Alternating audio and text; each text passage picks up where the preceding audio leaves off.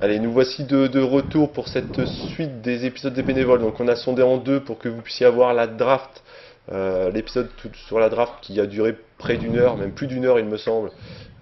Et cette deuxième partie, on va plutôt s'intéresser aux trades qui ont déjà eu lieu et aux rumeurs, donc c'est-à-dire les futurs trades qui vont avoir lieu, qui n'auront peut-être pas lieu. Parce qu'on sait tous que les rumeurs ne sont que des rumeurs. Donc au niveau des trades, on va rapidement parler de tout ça. Donc on avait eu en premier un trade entre Rashard Lewis et Emeka Okafor et Trevor Ariza, donc entre Washington si je ne me trompe pas et New Orleans. Ensuite nous avons eu récemment un trade entre Mo Williams et Lamar Odom, donc Lamar Odom qui retrouve les Clippers. Nous avons eu aussi un trade avec D'Alembert. Je vais enchaîner puis après je vais donner la parole à nos spécialistes ici. Il y a aussi une signature de Maro Yazik, Gerald Wallace et de Roy Hibbert. Je vous les redirai de toute façon si vous ne parlez pas tout de suite. Donc on a rajouté dans nos spécialistes, donc toujours Coach Kira comme tout à l'heure. Alors attendez, il faut peut-être que je vous les affiche. Donc Coach Kira ici présent. Toujours Mike, présent. toujours présent également. Bonjour, pareillement. Et nous avons ressorti de sa grotte notre gré, j'allais dire national, mais non, justement, notre belge gré qui ressort de sa grotte, ici présent. Enfin un vrai spécialiste. En vrai, un vrai spécialiste, on va dire. Donc, il y aura pas de style, il n'y aura pas de fuck, Kobe sucks, etc. Donc, qu'est-ce que vous avez à dire sur ce premier trade? Donc, par exemple, en premier, Rashard Lewis, qu'est-ce que vous avez à rajouter et qu'est-ce que vous pensez de ce trade? Le trade, c'était surtout pour le cap space de la Nouvelle-Orléans qui va encore gagner, donc qui a gagné 9 millions cette année, qui gagnera encore 13,7 millions l'an prochain. C'était pour dégager un cap space et pour redémarrer de zéro, tout simplement. Des joueurs comme Trevor Ariza et Emeka Okafor qui pourront aider à... Maintenant, est-ce qu'ils vont vraiment passer un cap? C'est une grosse question, mais je pense pas que ça va vraiment les aider. Pour Washington, ça reste intéressant vu que c'est des joueurs quand même d'expérience qui sont dans la ligue depuis un certain temps et qui pourront les guider et les entourer. C'est ce qu'ils ont un peu manqué leur première année, on pense surtout à John Wall. Donc avec Néné en plus, ils vont avoir des vétérans solides pour les aider. Oui, c'est ce que j'allais dire, c'est pas des fouteurs de merde, on va dire. Exactement, ouais, deux joueurs d'expérience à Washington. Si on ajoute à ça Brad Beal et notre ami Jean Mur, John Wall, ça peut commencer à faire un effectif sympa du côté des Wizards. Mais après ça, je pense que le vainqueur du trade reste très largement les Hornets, qui dégagent quand même beaucoup de salary cap. Et dans l'optique de la reconstruction maintenant qui s'accélère vraiment avec probablement la re-signature de Gordon, Davis, Rivers, je pense que ça peut vraiment commencer à prendre forme du côté des Hornets. Et voilà, sous 1 à 2 ans, on risque de les revoir dans le haut de tableau à l'ouest. Effectivement, donc vous avez vu que Coach Kira était toujours aussi en forme au niveau des blagues pour ceux qui étaient là au premier épisode. Et pour ceux qui étaient là en direct, vous avez vu un enchaînement de petits jeux de mots. Jean Mur à ne pas confondre avec son collègue qui évolue aux Kings maintenant, Jean Stomon. Ok. John Salmons. Voilà, c'est fait. J'attendais un ambitieux ou quelque chose comme ça, mais j'avais pas ce que... Donc on va enchaîner avec le deuxième trade, il me semble, c'était entre Mo Williams et Lamar Odom. Donc Lamar Odom qui... Voilà, donc c'est un trade à 3 équipes ou à 4 équipes même justement, puisque je crois que Caldemir, le trade d'Aldemir faisait partie de ce trade. Donc en fait Dallas qui se sépare de Lamar Odom. Donc c'est tout à fait logique. Je veux dire, c'était un fiasco total des deux côtés. Dallas qui a jamais pu utiliser Odom qui a fait la pire saison de sa carrière de très loin. Donc voilà, il retrouve Los Angeles où il voulait être. Donc voilà, il retrouve non pas les Lakers mais les Clippers, l'équipe de ses débuts. Donc je pense qu'il formera un très beau trident derrière Griffin et Jordan. Mo Williams de son côté qui retrouve également l'équipe de ses débuts à Utah. Alors là, à Utah, il risque peut-être d'y avoir des déplacements, mais il y a déjà Devin Harris, donc ça c'est à voir en tout cas au niveau de l'été chez les Jazz. Donc voilà, je pense que c'est un trade où les deux équipes sont gagnantes. Il y avait quand même énormément de meneurs du côté des Clippers, c'était un peu surchargé. Ouais, et Dallas récupère la trade exception, donc évidemment avec le Dom ils n'allaient pas récupérer grand chose. Leur but c'était surtout de le dégager. Et le trade a pris du temps un peu pour se confirmer vu que Mo Williams était pas trop chaud pour aller chez les Jazz. Mais finalement on a su il a exercé son option. Voilà. Et finalement pour Lamar Odom, il y a quelques années, il avait reçu une très grosse offre de contrat de Portland. Et il avait déclaré qu'il n'était pas capable de jouer là où il n'y avait pas une plage. Donc ça s'est confirmé à Dallas. Et il va pouvoir retrouver la plage aux Clippers, donc peut-être il va retrouver un certain niveau. Ah oui, Pourtant, il y a la plage à Portland, hein. Pas vraiment, quoi. Mais bon, vraiment, la bonne plage, quoi. La bonne plage, la belle plage. En tout cas, dans ses déclarations, a priori, Lamar Odom a déclaré qu'il était plutôt heureux, hein, je crois, de retourner aux Clippers. De retourner à LA, oui, en effet. Oui, puis Dallas dans le trade exception, donc il gagne 2,4 millions de dollars, il me semble. Exactement, ouais. Et puis il gagne du cap également dans la signature peut-être de Deron Williams, dont on parlera tout à l'heure. Oui. Ensuite, troisième trade qui a eu lieu, donc le roi d'Alembert, hein, pour devancer Coach Kira. Le bon roi. Le bon roi d'Alembert, qui a été échangé contre des tours de draft. 14e, non, Salem d'Alembert et le 14e tour de draft a été échangé contre Milwaukee, et le 12e tour de draft, pardon. Contre le et 12e, John oui. Brockman, Sean Livingston et John Lower. Ouais. Il y a un troisième joueur dont j'ai oublié le nom, mais... Brockman, Lawyer, Livingston. Ouais. Pour nous, c'est un peu... Donc pour Milwaukee, c'était un très bon trade, vu qu'ils perdent seulement 2 positions. Ils ont quand même pu garder le joueur qu'ils voulaient principalement. Ils ont reçu un joueur solide en défense et qui shot quand même bien les lancers francs, et un pivot en NBA. On connaît la valeur d'un pivot en NBA quand on voit les chiffres de contrats proposés ces derniers temps. Et donc Dan Orbert est aussi dans sa dernière année, donc pour moi c'est un bon trade pour eux. Et pour nous, c'était pour avancer de 2 pics. Ouais, ça reste à voir encore par rapport à ce qu'on va faire par la suite, mais c'est pas transcendant. Donc vous aurez remarqué, hein, que Gray est un fan des Houston Rockets. Hein. Je l'avais pas précisé, effectivement. Donc quand on dit nous, c'est Houston Rockets. Moi, j'ai pas grand chose à dire sur ce trade. Je vois aussi Milwaukee gagnant sur le court terme. Maintenant, il va falloir donner un peu plus de crédit à ce trade en particulier, voir ce qu'il va en être sur le long terme. Pour l'instant, je vois les Bucks gagnants. Voilà, juste à savoir également sur les 3 joueurs donc que récupère Houston, combien feront réellement partie de l'effectif l'année prochaine. John Lawyer avait montré des bonnes choses en début de saison. Brockman, bon lui je pense qu'à mon avis sa carrière en NBA est plus ou moins terminée. Quant à Sean Livingston, bah, c'est l'éternel prospect, voilà, ex-4e choix de draft, carrière gâchée par les blessures, qui était bien revenu. Donc je pense que lui peut devenir un bon backup chez les Rockets, donc à voir qui sera conservé. Ouais. Le problème c'est toujours des joueurs du même style et des mêmes positions, donc il faudra vraiment faire un move très rapidement. Et c'est pas la signature de Houston. Hein. Pardon? Je pense que c'est le but de Houston, de faire un move assez rapidement. Ouais, mais pour l'instant, on n'est pas été capable. Le but, c'était de faire un move à la draft et on n'a pas été capable de faire. Ouais, c'est sûr. Il y a dû y avoir des propositions qu'on n'a pas eues sûrement, mais notamment, on verra plus tard. En fait, tout a été bloqué. Tout a été bloqué au début quand les Cavs n'ont pas fait avec le trade de draft pick n'a pas été fait. Ça a bloqué tout le reste par la suite.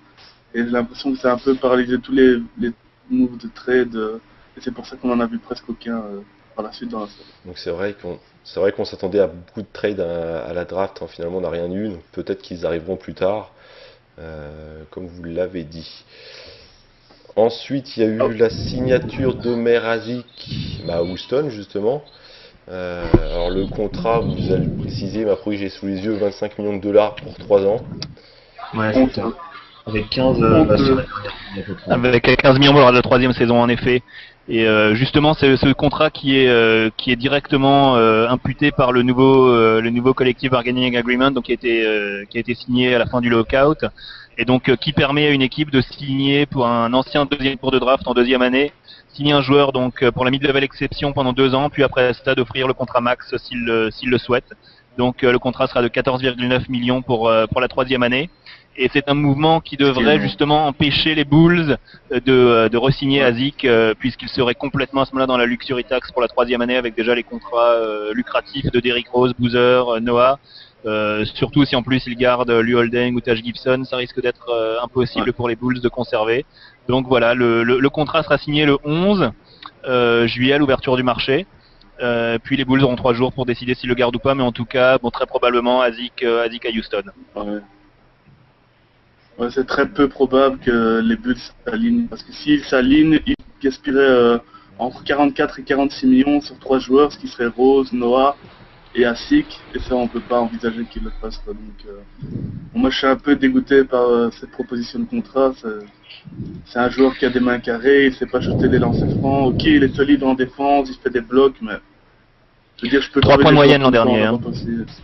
Voilà, donc Je pense je veux dire, pas c'est que. comme j'aurais préféré Tyler Zeller, quoi. Donc à ce niveau-là, voilà. Quoi. Ouais, objectivement, je pense que c'est impossible que les Bulls matchent l'offre. Hein. À partir du 14, donc du 14 juillet, parce qu'ils ont 3 jours pour matcher l'offre, je pense qu'on verra.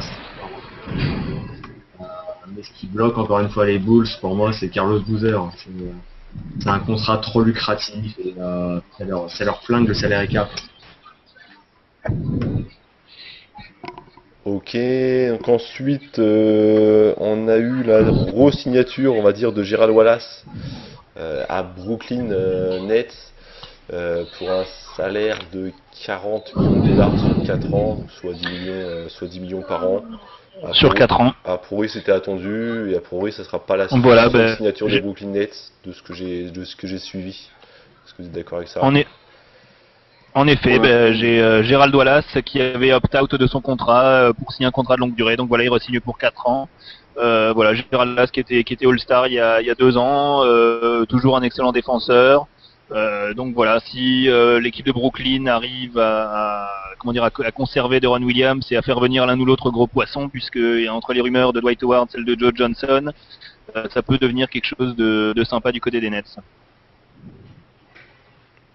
Effectivement. Ouais, moi je n'ai rien. Bref, donc c'est une signature un peu qu'ils étaient presque obligés de faire, vu que C'est ce que j'allais je veux dire. dire derrière ils ont presque plus rien, donc s'ils n'auraient pas signé, ça voulait dire qu'ils ont lâché leur 6e pick pour du vent, donc ça aurait été un peu compliqué à assumer derrière, donc mais personnellement je trouve que c'est un peu surpayé, pas obligé on va dire.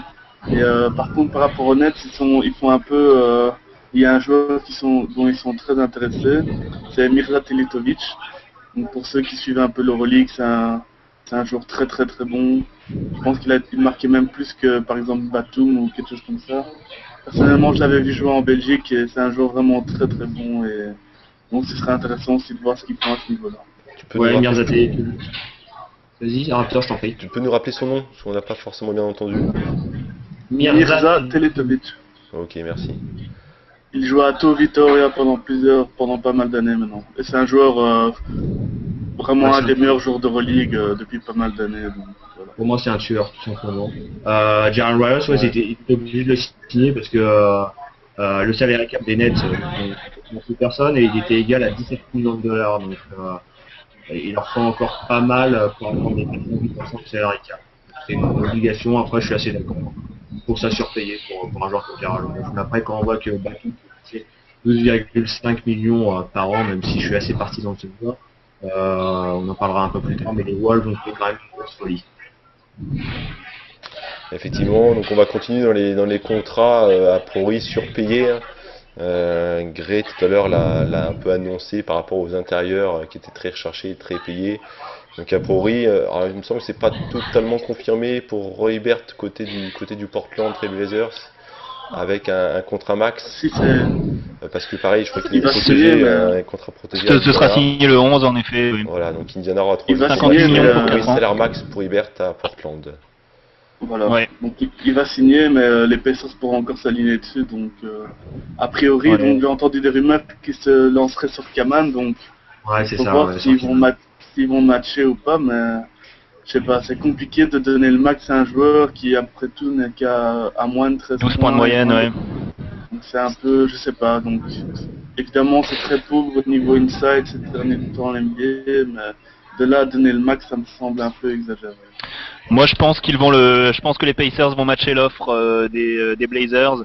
Vu que là, les Pacers sont quand même maintenant dans une phase complètement ascendante où ils sont en mesure de jouer les premiers rôles. Et en perdant Hibbert, même en le remplaçant par un joueur comme Chris Kaman, ce sera quand même une perte très importante qui risque de les faire retomber vraiment dans le ventre mou. Donc, à mon avis, Hibbert, voilà, il risque de rempiler. chez les Pacers. C'est sûr que c'est un peu cher, mais bon, c'est un pivot All-Star. Aujourd'hui, on paye le prix pour un joueur de ce type. Donc voilà, si Portland a payé ce prix, je pense que les Pacers vont faire de même. Ouais, je pense que les Pacers vont matcher l'offre. Hein. Ils l'avaient annoncé pendant toute la saison. Ebert qui se plaisait bien aussi chez les Pacers. Donc je pense que, tout comme les Hornets avec Eric Gordon, je pense que les Pacers vont matcher l'offre avec Roy Ebert, sans aucun doute. Et sinon, rapidement, mais vu que Portland a fait cette œuvre-là, on peut dès maintenant dire que Greg Oden, sa carrière est finie, non? Non, mais il était déjà plus à. Et de toute façon, Portland oui, n'a plus les exactement, droits. ouais. Portland n'avait déjà plus les droits l'année dernière, ils lui Ouais. ont donné une Xème chance. Mais D'accord, il a eu des révélations comme quoi il était alcoolique et ce genre de choses. d'accord. S'il re-signe quelque part, ce Alcoolique, sera pour le. Ouais. Exactement, ouais. Vous avez vu comment Comme le ça, mot, Quand on avait encore les droits, il l'avait. comment le mot alcoolique a réveillé Mike. Voilà, ouais. Par contre, tant qu'on parlait d'Indiana, il faut savoir qu'il y a une signature assez récente qui vient de se faire. Donc, ils ont signé pour 5 ans George Hill. Donc, ça vient plutôt moins de se faire. On ne sait pas encore le montant, mais il vient juste de signer pour 5 ans. Voilà, bonne resignature. Effectivement, effectivement.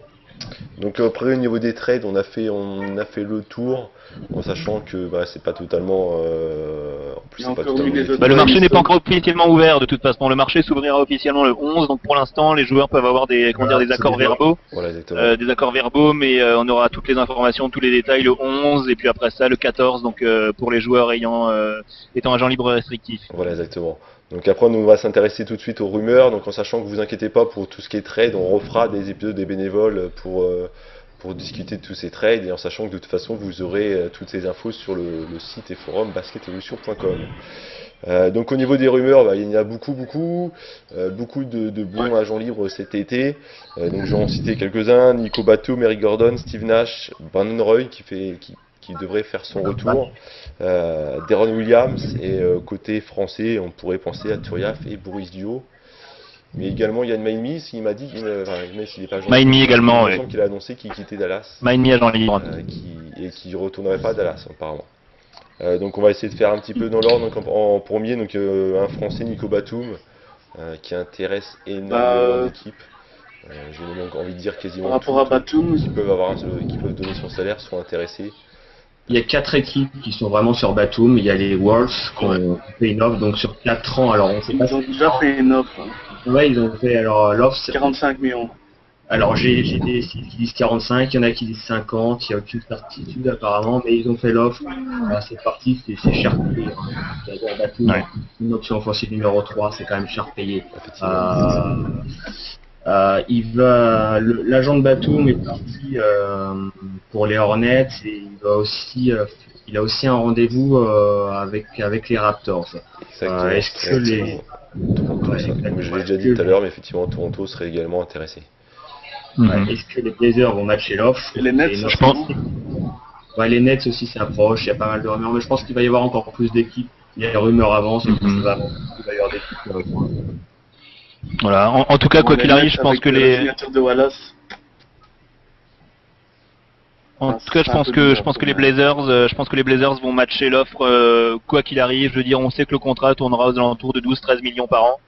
Je pense que Portland conservera Nicolas Batum.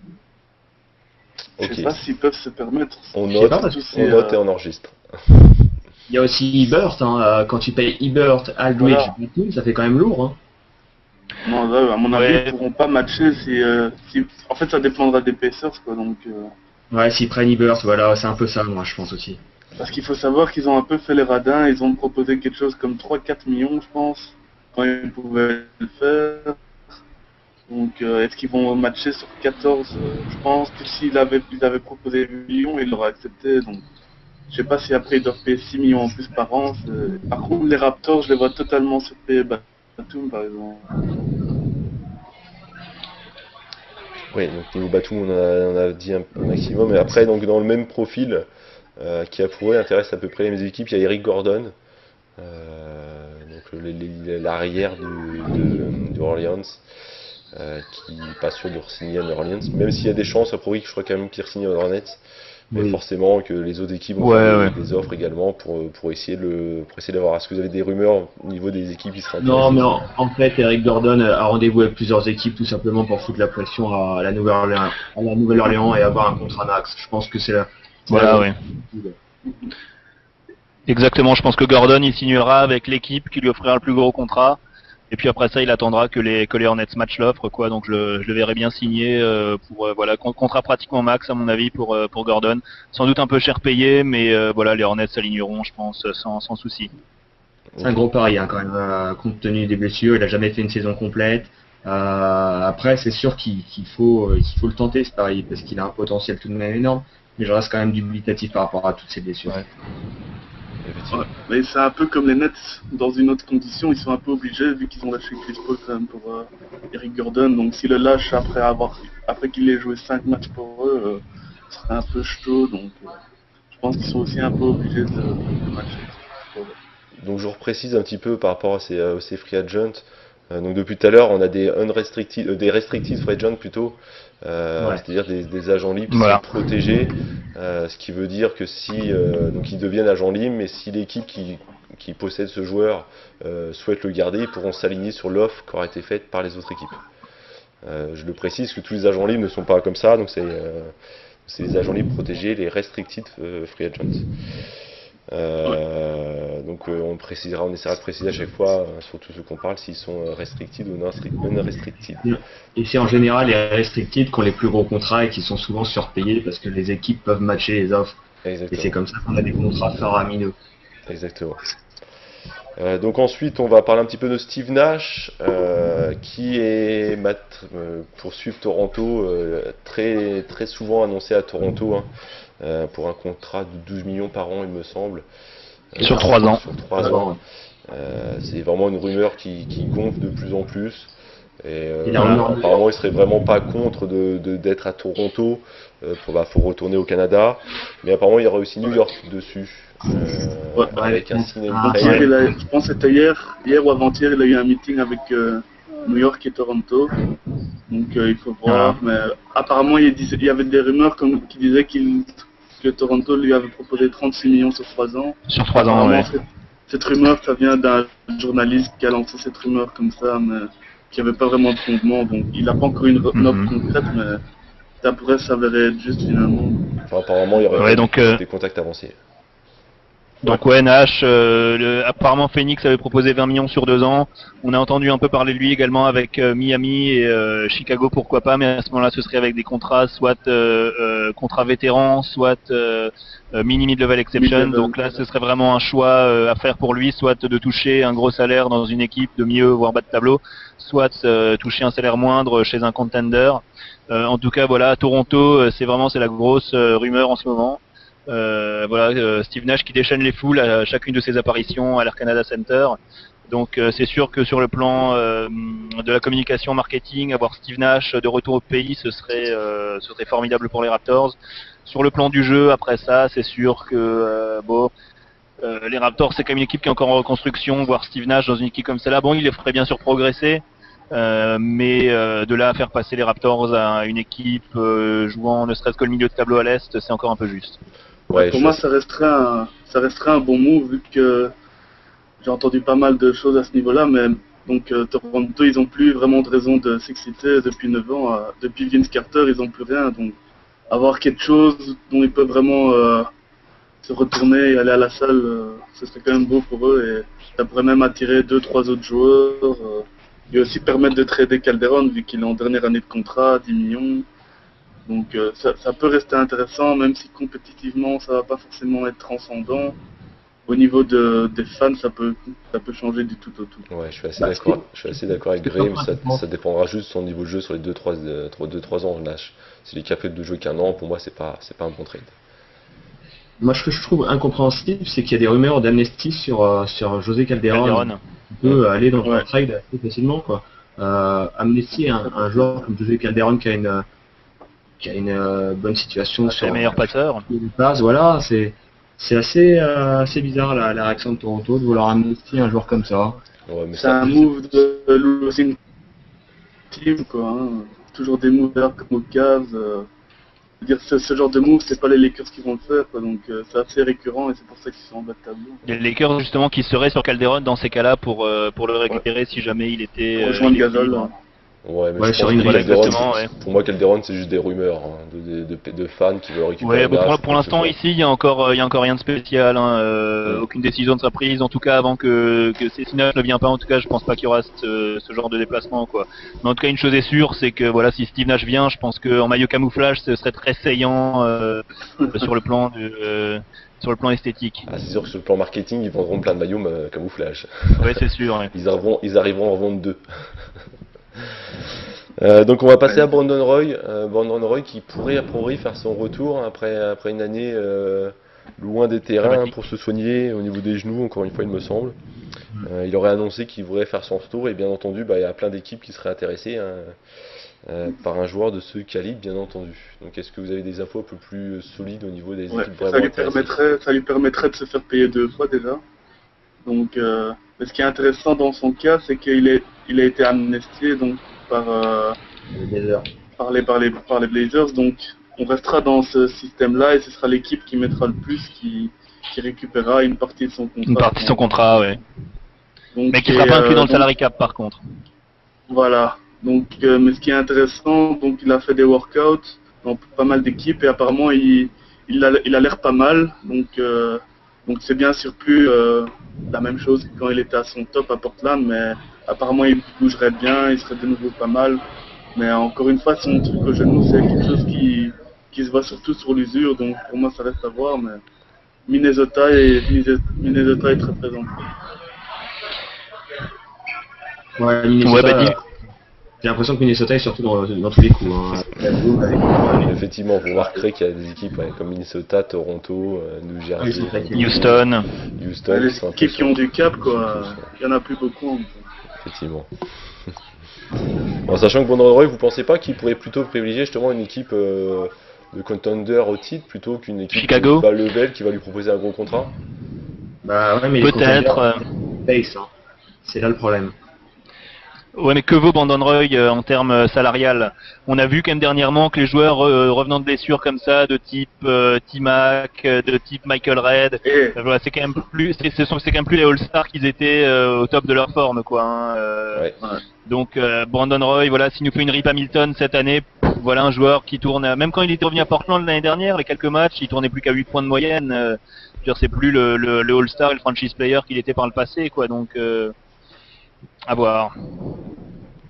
Effectivement. Ouais. Vu que tu en as parlé vite fait, Tracy McGrady, du coup, je crois qu'il pareil, il est agent libre, il me semble. ouais, mais il n'y a non, pas c'est trop. Lui, il attendra la bonne opportunité. Voilà, il va attendre. Ouais, il de va choisir aller un- à Daisu en Chine. J'espère qu'il signe à Miami, mais. J'espère qu'il Ouais, il signe à signera dans Miami, une mais équipe bon. comme ça, ouais. Ouais. À Miami, ça peut être pas mal, effectivement. Donc ensuite, on a Deron Williams, qui est quand même annoncé dans 2 équipes, il me semble, hein, Dallas et Ouais, Brooklyn. le suspense. Donc ça va être juste le suspense, savoir s'il signe à Brooklyn ou à Dallas. Est-ce que vous aviez d'autres rumeurs Moi- par rapport à d'autres équipes ou ça Moi, va j'ai être- une théorie par rapport à ça. Donc, non, déjà, c'est sûr qu'il a dit lui-même qu'il choisirait entre Brooklyn et Dallas. D'accord. Donc, ça, c'est sûr et certain. Mais par contre, ce qu'il faut savoir, je sais pas si vous le savez, il a passé ses vacances en Russie avec Prokhorov. Déjà, pour moi, ça, c'est un signe assez marquant. Pour moi, je suis presque sûr qu'il va rester au Nets juste pour ça, parce que faut savoir que Prokhorov, à mon avis, lui a montré ce qu'il pouvait lui proposer en dehors de son contrat. Et c'est clairement quelque chose que Dallas pourra pas faire.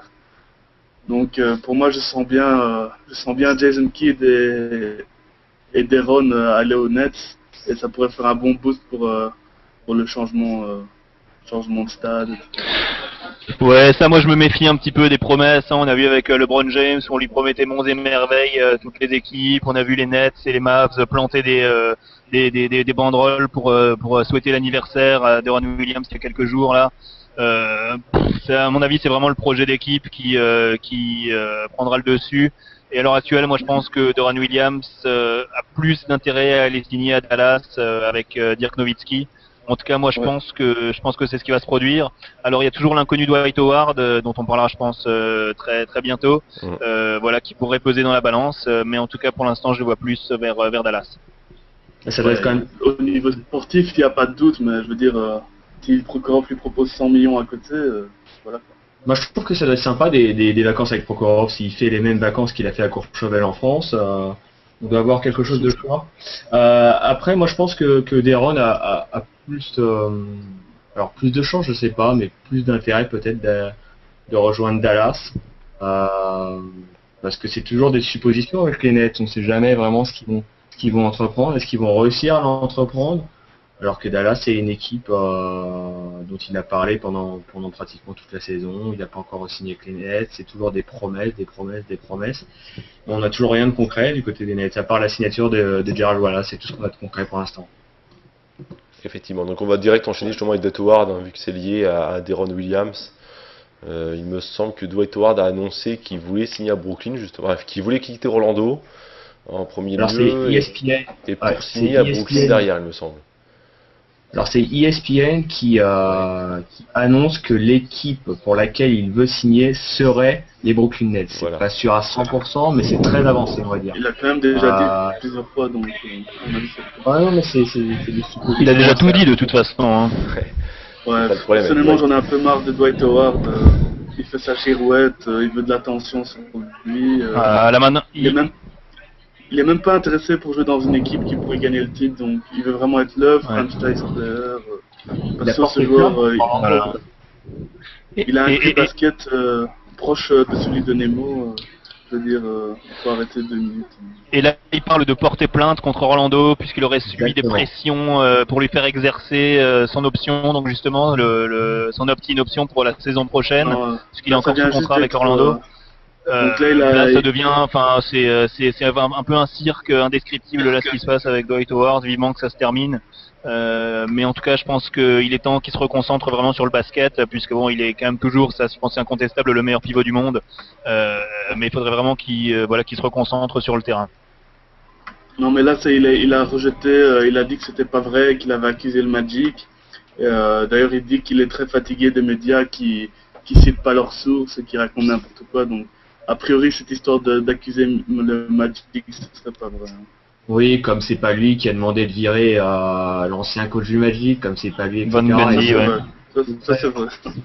Il dit beaucoup de choses et son contraire, donc toujours un peu délicat avec Dwight Howard. Hein. Ouais, donc je crois qu'on est tous d'accord qu'il est temps qu'il signe dans une équipe et qu'on arrête d'en parler tout le temps par rapport à toutes ces histoires. On a eu les feux de l'amour avec Chris Paul, cette année on va avoir les feux de l'amour avec Dwight Howard. C'est cela. Voilà. Dallas. Paul, ça me fait plus penser à Melo quand même. Ça me fait plus penser à Melo Anthony que Chris Paul. C'est vrai. C'est vrai aussi. Donc on va enchaîner rapidement avec Jeremy Lin, qui est agent libre, donc lui c'est un peu plus délicat il me semble, parce que bon, on sait pas trop encore vraiment ce qu'il vaut, hein. Il a fait une très bonne saison avec New York, mais est-ce que ça vaut le coup de vraiment mettre un gros contrat dessus, etc. Et niveau des équipes intéressées, niveau meneur, je sais pas si c'est vraiment beaucoup d'équipes déjà au niveau des Bird Rights, les Knicks ont réussi à avoir les Bird Rights, donc ils ont le contrôle plus ou moins sur Jeremy Lin. Après, savoir s'il restera ou non, je pense que ça dépendra déjà de si les Knicks arrivent à choper un autre bon meneur. Sinon, je pense qu'il a tout intérêt à rempiler à New York. Pour lui, je pense que c'est ce qu'il y a de mieux à faire. Et pour New York, est-ce qu'ils déjà, auraient pas... ils sont plus obligés d'utiliser leur level exception sur lui, donc ils auront un peu plus de largesse pour le signer. Mais New York, je pense qu'ils sont intéressés, lui aussi de rester à New York, mais c'est possible que Toronto, s'ils n'arrivent pas à mettre la main sur Nash, lui propose un contrat un peu excentrique. Non. Vu son apport au niveau marketing, mais voilà. Non. Si. Il préfère Steve Nash de Toronto. Non merci. Et donc on va finir par les Français, on verra ça d'autres jours après, donc avec Ronny Turiaf et Boris Dio, même si a priori Boris Dio devrait signer aux Spurs, hein, vu qu'il a fait une bonne fin de saison et que a priori Popovic a tout fait pour le faire venir, je vois pas pourquoi il le laisserait partir maintenant. Oui, et puis il y a Tony Parker qui avait déclaré qu'il voulait que seulement que Boris Dio reste, qu'il y ait une pression sur le staff et aucune raison que Boris Dio parte. Effectivement. Et Ronny Turiaf, est-ce que vous avez des nouvelles par rapport il était où cette année? Il était au Heat, il a quasiment pas joué la finale. Est-ce qu'il va rester là-bas ou est-ce qu'il va changer d'air? A priori, il va pas rester, mais deux joueurs qui sont vraiment en priorité par rapport aux équipes, donc c'est pas vrai nom qui vont sortir. Par contre, on a entendu récemment que en à Denver, c'est un meilleur distributeur qui avait encore sur le marché. Et apparemment, Denver aurait réussi à mettre ça. Ok. Et Yann Maimi, on en a parlé un petit peu, mais on n'a pas parlé trop des destinations. Pas plus de nouvelles. Maimi qui, à mon avis, attirera quand même pas mal de monde, vu Ouais. qu'il a fait une saison quand même bien correcte à Dallas. Je suis assez d'accord. Et à mon avis, lui, contrairement à d'autres, vraiment par exemple à Ronny Turiaf, qui est quand même plus sur la fin, enfin qui est vraiment déclinant, Maimi a les moyens de signer un contrat correct chez. Alors voilà, ce sera forcément un joueur de banc. Il a quand même pas les capacités pour être un starter en NBA, mais il a le moyen de signer un contrat. Au moins de type Johan Petro, quoi. Il a en tout cas montré plus de choses que Petro lors de son contrat de 3 ans. Est-ce que c'est pas un joueur par exemple qui pourrait être intéressant pour remplacer Turiaf au Heat? Pourquoi pas? Pourquoi pas? Effectivement. Moi je le verrais bien en tout cas. Est-ce que Ça vous reste avez assez d'autres tôt. free agents en tête dont vous Alors voudriez apparemment Jeff Green va rempiler à Ouais. Boston. Il y a ce voilà. box. Oui, les Pistons ont signé un pivot ukrainien du nom de Vyacheslav Kravtsov qui joue à Donetsk cette année. Contrat qui courrait sur plusieurs saisons, donc ça c'est aussi plus ou moins officiel. Sinon après ça, je vais juste regarder sur Insider s'il y a encore les dernières rumeurs fraîches. Mais en tout cas, Au je pense qu'on a niveau fait le plus tour des des, rookies. en tout cas des plus importants. En tout cas, les actuels, mais il y a encore beaucoup de joueurs qui sont free agents, des joueurs de type Anton Jamison par exemple, qui pourra apporter à une équipe qui a fait une bonne saison l'année dernière. Karl Il Landry. y a encore quand même pas mal de Karl Landry, Jamal Crawford, donc il y a quand même plusieurs. Ah, alors je crois qu'on a perdu Coach Kira. Mais Ouais, effectivement, coach. il y a pas mal d'autres agents libres. Il y a aussi Sonny Wims, hein, il me semble, hein, de retour d'Europe. Oji Mayo, qu'on a parlé du côté de Boston. Oji Mayo, Enfin, effectivement. partout. Donc, Memphis a fait le choix de ne pas lui donner de qualifying offer. Donc, il aurait été restricted free agent, mais à la place, il est free agent tout simplement. Donc, n'importe quelle équipe a le droit de le signer pour le prix qu'ils veulent. Ouais, voilà, j'ai l'impression que Boston veut préparer l'après Ray Allen, parce que c'est pas sûr du tout que Ray Allen reste du côté de Boston. Donc, prendre Oji Mayo et peut-être promouvoir la place ça y est, j'ai oublié le nom. Avery. Avery Bradley. Ouais, Ouais, voilà, Avery Bradley. en sachant que Ray Allen, il serait peut-être annoncé au Miami, à Miami Heat, hein, c'est bien ça? Ouais, voilà, c'est un peu Mais, la le rumeur du problème moment. pour Miami, c'est qu'ils peuvent seulement lui proposer 3 millions par an et Boston a déjà dit qu'ils étaient 6 par an, euh, il me ce- semble. Ouais. plus. Parce que Miami, ils perdent Mike Donc, Miller, hein, Mike ça Miller qui compte pour part à la Miami de- retraite. Voilà, Non, ça c'est pas confirmé. Ouais, c'est pas confirmé, Mike Miller? mais C'est confirmé? bah, j'ai eu des rumeurs, mais pas officielles à 200%, il me semble. D'accord.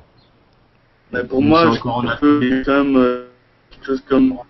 Il reste 11 millions à payer, donc pour moi, il va peut-être vouloir rester. Quoi, donc, Ok. Bah, je pense que du coup, il on va a Riley a fait, dit qu'il était intéressé pour le garder. je pense du coup qu'on a fait à peu près le tour. Donc en sachant qu'on a perdu le coach Kira, hein, donc on va pas pouvoir lui souhaiter une bonne soirée.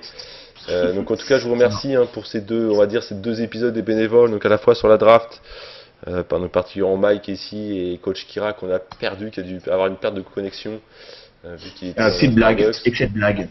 Et Gray pour ses trades et rumeurs de transfert. Et donc on se dit à très vite, on en refera pour oui pendant l'été hein, pour les trades, les rumeurs, etc. Pour les JO aussi peut-être, certainement même d'ailleurs. Olympique. Vous retrouverez certainement peut-être aussi des chroniques comme avait fait Mister Triple Double pour les finales NBA. Je vous rappelle également qu'aujourd'hui a été lancé un concours en association avec Under Armour de concept création, c'est-à-dire des créations de textes, de photos, on va dire d'images ou de vidéos Et les lots à gagner seront des bas et des hauts survêtements Under Armour et des baskets. Alors je sais qu'Aigre est intéressé vu qu'il m'a envoyé quelques MP. Donc n'hésitez pas à aller voir sur basketevolution.com, vous avez des liens pour voir tout ça. Voilà, je vous remercie et on se dit à très bientôt sur la télé BE et sur YouTube pour ceux qui ne nous regardent pas en direct. Allez, ciao, à la prochaine. Ciao. Bonne soirée tout le monde. Voilà.